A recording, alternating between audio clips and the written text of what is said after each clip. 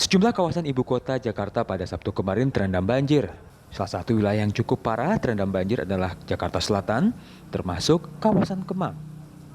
Gubernur DKI Jakarta Anies Baswedan menyatakan, banjir kali ini akibat curah hujan yang tinggi dari kawasan hulu dan menyebabkan banjir di Jakarta. Kanal Banjir Barat itu masih jumlah airnya banyak sekali sehingga tidak leluasa mengalir. Karena itu mungkin di Kemang akan perlu waktu untuk sampai airnya turun. Perlu waktunya apa? Karena air dari hulu masih terus mengalir dengan amat deras. Nah, di kawasan itulah yang kemudian dari arah hulu itu mengirimkan ke Jakarta. Karena air-air yang berada dari kawasan selatan Jakarta, tapi bukan berada di pegunungan. Jadi arah dari hulu datang ke kita. Pernyataan Anies Baswedan ini langsung dikritik fraksi PSI DPRD DKI Jakarta. Pemprov DKI Jakarta dianggap tak berbuat banyak dalam penanggulangan banjir. Yang terhormat Bapak Gubernur DKI Jakarta untuk kiranya tidak menyalahkan kiriman-kiriman banjir air dari tempat lain.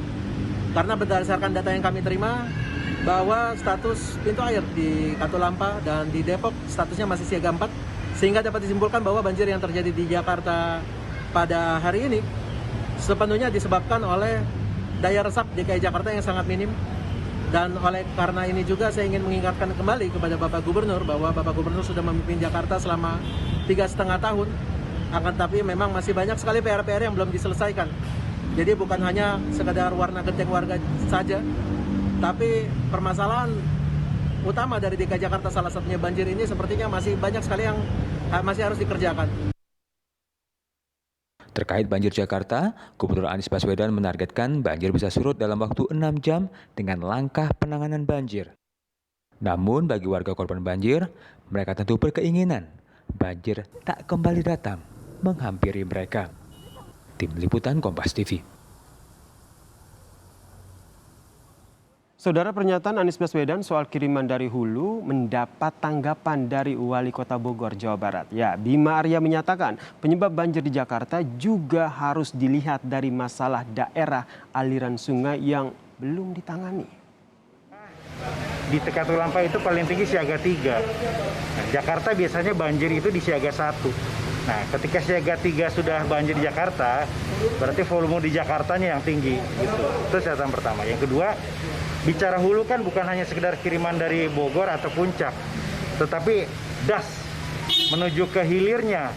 Ya, saya sudah menyurati Pak Gubernur waktu itu, temuan kami dari ekspedisi Ciliwung yang sebetulnya harus menjadi perhatian bersama. Ya, banyak perumahan liar, banyak. Lalu benarkah penyebab banjir di Jakarta hanya kiriman dari hulu atau kerja nyata normalisasi sungai yang tidak bisa ditawar-tawar lagi nih oleh Pemprov DKI Jakarta? Perbincangannya bersama rekan saya Nil Puspa. Silakan Nilo. Terima kasih Yasir. Saudara, perbincangan mengenai banjir Jakarta pada petang hari ini akan kita bahas. Ada 2 orang narasumber yang sudah bergabung melalui daring dengan kami, yakni ada Ketua Forum Warga Kota Jakarta Asas Tigor Nainggolan, dan kemudian juga ada pakar hidrodinamika ITB, ada Muslim Muin. Selamat petang Bapak-Bapak. Selamat petang, Milo, Puspa. Iya, saya banjir DKI Jakarta ini menjadi perbincangan, menjadi sorotan beberapa hari terakhir. Saya ingin ke Bung Asas Tigor dulu. Bung Asas, Anda sendiri melihat banjir Jakarta ini seperti apa? Karena kemarin Gubernur DKI Jakarta, Pak Anies Baswedan ini menyebut kalau banjir kali ini adalah kiriman dari hulu. Dan ini juga masih relevan begitu dengan, kalau Anda lihat masih tidak relevan kalau disebut demikian. Ya, kalau dikatakan demikian itu kurang tepat ya, karena kemarin itu sampai sore saya dapat informasi di Bogor itu masih siaga 3 ya, bentuk Katulampa itu masih siaga 3, dan saya berada di posisi di tepi Sungai Ciliwung di Bukit Duri, airnya masih jauh dari tanggul. Namun yang terjadi di Jalan Raya Jatinegara Barat di ujung sungai itu, salah satu ujungnya itu terjadi luapan air pada saat hujan. Air itu tidak bisa mengalir lancar, ya. Jadi air itu terhenti dan menjadi luapan air, dan itu pun dipompanya juga sekedarnya saja. Dipompa Jadi kalau supaya begitu belakang. menurut Anda apa yang terjadi? Yang terjadi bukan banjir dari hulu, kiriman dari hulu, tapi karena saluran air atau drainase yang ada di tempat-tempat yang banjir itu kan tidak terawat, tidak lancar gitu loh, mampet. Nah itu soalnya sebetulnya. Kalau kita lihat itu di Jatinegara. Nah itu juga di kampung Cipinang Melayu. Itu pun seperti yang di Jatinegara, air itu tidak mengalir, ya. Juga di Kemang, air itu tidak mengalir. Itu kan nggak ada sungai kalau di Kemang. Oke, Ya, oke. nggak ada sungai. Kok bisa banjir gitu kan? Oke, Nah, berarti kalau masalah di saluran kiriman, drainase ya Pak Asas ya. kalau dari hulu harusnya lewat sungai kan gitu. Oke, Saya Pak pikir Muin, gitu. Anda sendiri menilai bagaimana Pak Muin? Ini adalah karena kiriman dari hulu atau karena masalah drainase? Jadi begini, banjir yang mana dulu? Kalau yang kemarin, kemarin pagi itu ya, itu lokalnya yang banyak. Kalau yang berapa hari sebelumnya, yang Katulampa naik, terus naik lagi, tapi tidak ekstrim, gitu ya. Jadi tidak sampai siaga 1 Katulampanya, gitu kan ya. Nah, tadi disoroti, ini tersumbat gitu. Tersumbat saja kemarin itu, karena tersumbat, itu daerah Kepa, salah satu pompa di hilir sana Jakarta Barat, itu sudah tidak jalan, sudah terendam. Jadi bisa dibayangkan kalau ini dilepas, Jakarta tenggelam. Gitu. Jadi kalau kita mau normalisasi, hati-hati. Nah itu yang dilakukan DKI. Gitu. Hati-hati bagaimana Pak Muin? Normalisasi Ya, hati-hati kenapa? Nggak bisa diperlebar selebar-lebarnya yang seperti yang dirancang oleh PUPR. Gitu. Jadi harusnya diapain Pak? Ya itu kiat-kiat kami itu kita lebih mengontrol debitnya gitu. Alangkah baiknya debitnya ini yang kita kurangi. Bagaimana mengurangi debitnya itu ya itu yang disebut naturalisasi tadi. Jadi dikendalikan catchment area tadi gitu. Nah, kalau yang lalu misalnya itu Jakarta Selatan yang besar ininya. Nah, yang besar curah hujannya, Ciliwungnya juga penuh gitu. Jadi kita bukan tidak tidak anti normalisasi. Normalisasi itu kan yang tidak normal kita normalkan. Itu dilakukan DKI semua. Misalnya daerah land subsiden. Jadi kalau menurut Anda lebih baik dilakukan naturalisasi begitu ya Pak? Karena normalisasi berbahaya begitu Pak Muin? Dua-duanya.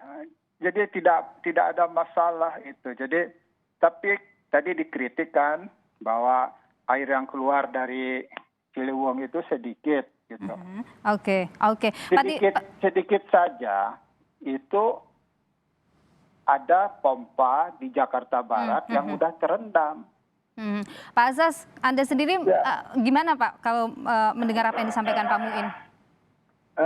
Ya, saya pikir ini kita nggak usah main kata-kata gitu ya.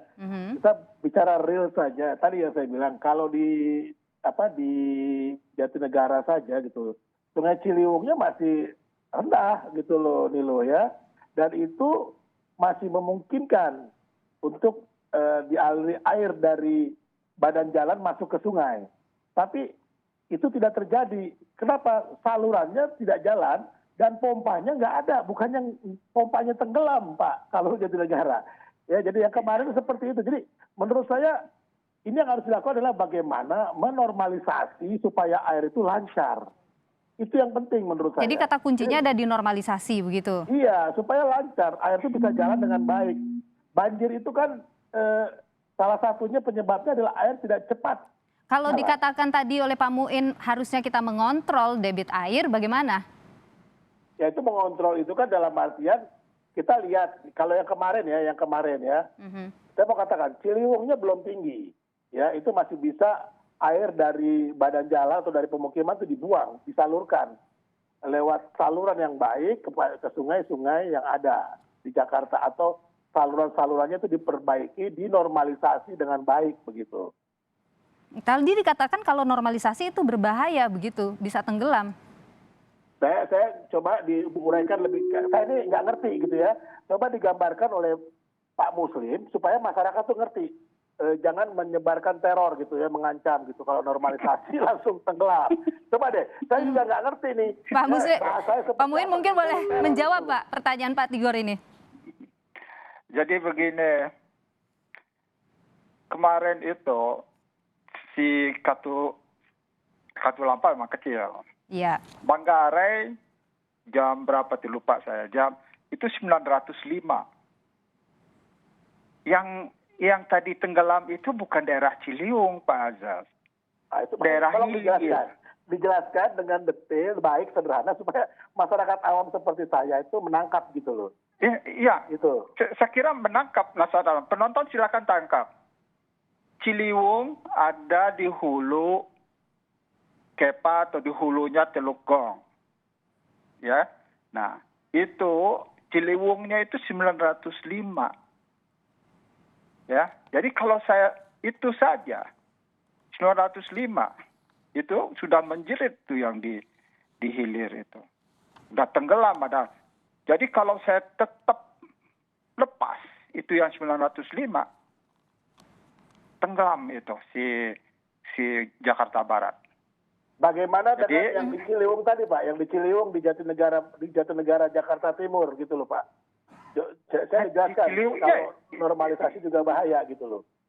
Jadi begini Pak, tidak bisa kita bicara hanya Ciliwung saja, terus harus Jakarta ya seluruhan. Betul. Nah, jadi begini ya, kalau saya lepas itu yang tersendat di di Ciliwung yang disebutkan oleh Pak Azaz tadi, kebayang tidak?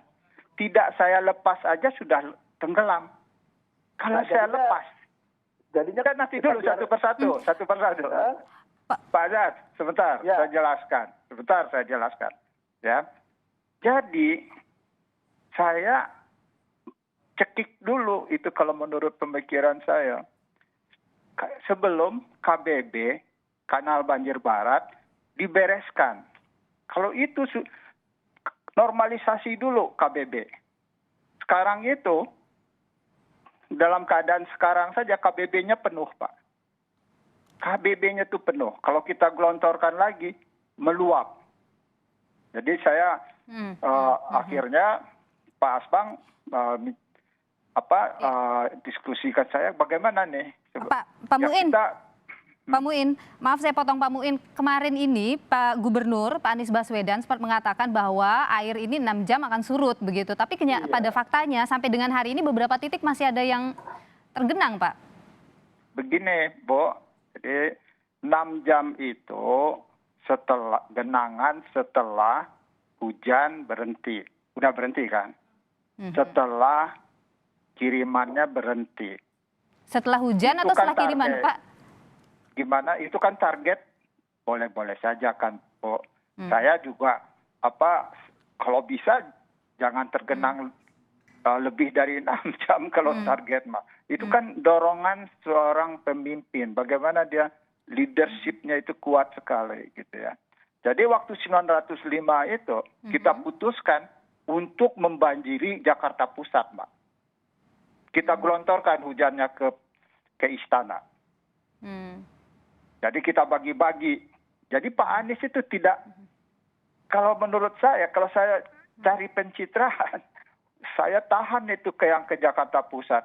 Kering itu Jakarta Pusat. Tapi banyak yang korban. Jadi Pak Anies itu hatinya tuh kadang-kadang saya jadi berselisih pendapat juga. Karena hatinya tuh seperti Kemang kemarin. Oke, Pak Aziz, kalau Anda sendiri melihat ini kan air masih ada yang tergenang ya di beberapa titik, Pak Aziz. Ya. Menurut Anda apa yang harus dilakukan ini untuk membantu warga DKI Jakarta?